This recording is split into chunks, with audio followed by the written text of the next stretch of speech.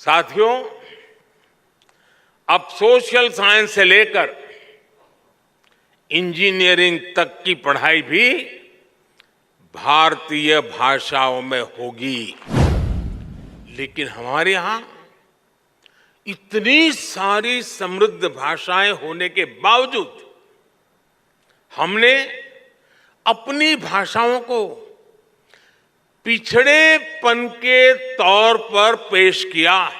कोई कितना भी इनोवेटिव माइंड क्यों ना हो, अगर वो अंग्रेजी नहीं बोल सकता था तो उसकी प्रतिभा को जल्दी स्वीकार नहीं किया जाता था। साथियों, युवाओं को उनकी प्रतिभा की जगह उनकी भाषा के आधार पर जज किया जाना उनके साथ सबसे बड़ा अन्याय है। मातृभाषा में पढ़ाई होने से भारत के युवा टैलेंट के साथ अब असली न्याय की शुरुआत होने जा रही है और ये सामाजिक न्याय का भी अहम कदम है। दुनिया में सैकड़ों अलग अलग भाषाएं हैं। हर भाषा की अपनी अहमियत है। दुनिया के ज्यादातर विकसित देशों ने अपनी भाषा की बदौलत बढ़त हासिल की है। अगर हम केवल यूरोप को ही देखें तो वहां ज्यादातर देश अपनी अपनी नेटिव भाषा का ही इस्तेमाल करते हैं। लेकिन हमारे यहां इतनी सारी समृद्ध भाषाएं होने के बावजूद हमने अपनी भाषाओं को पिछड़ेपन के तौर पर पेश किया।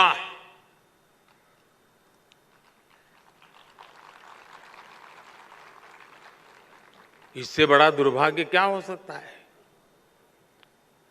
कोई कितना भी इनोवेटिव माइंड क्यों ना हो, अगर वो अंग्रेजी नहीं बोल सकता था तो उसकी प्रतिभा को जल्दी स्वीकार नहीं किया जाता था।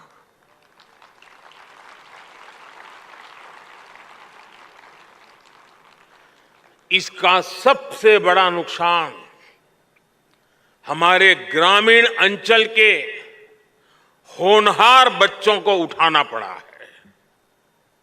आज आजादी के अमृत काल में नेशनल एजुकेशन पॉलिसी के जरिए देश ने इस हीन भावना को भी पीछे छोड़ने की शुरुआत की है। और मैं तो यूएन में भी भारत की भाषा बोलता हूं।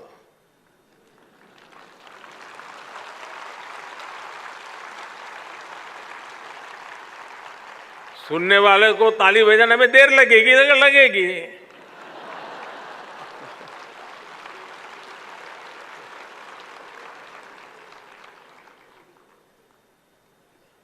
साथियों, अब सोशल साइंस से लेकर इंजीनियरिंग तक की पढ़ाई भी भारतीय भाषाओं में होगी।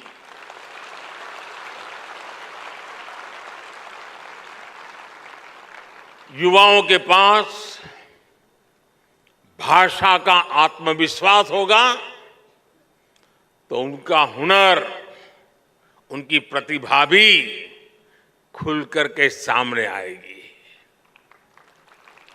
और इसका एक और लाभ देश को होगा। भाषा की राजनीति करके अपनी नफरत की दुकान चलाने वालों का भी शटर डाउन हो जाएगा।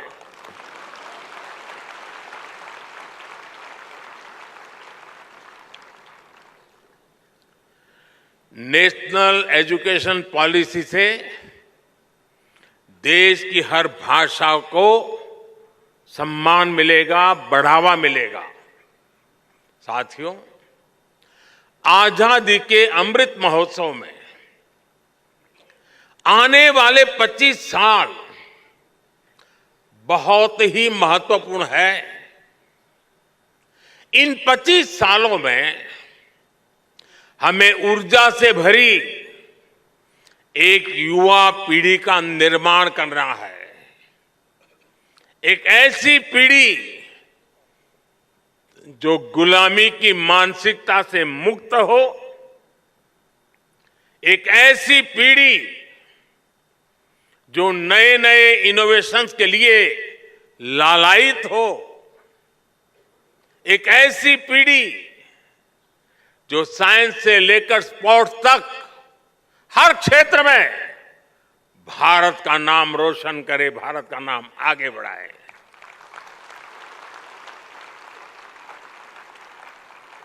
एक ऐसी पीढ़ी जो 21वीं सदी के भारत की आवश्यकताओं को समझते हुए अपना सामर्थ्य बढ़ाए, और एक ऐसी पीढ़ी जो कर्तव्यबोध से भरी हुई हो, अपने दायित्व को जानती हो, समझती हो। और इसमें राष्ट्रीय शिक्षा नीति की बहुत बड़ी भूमिका है।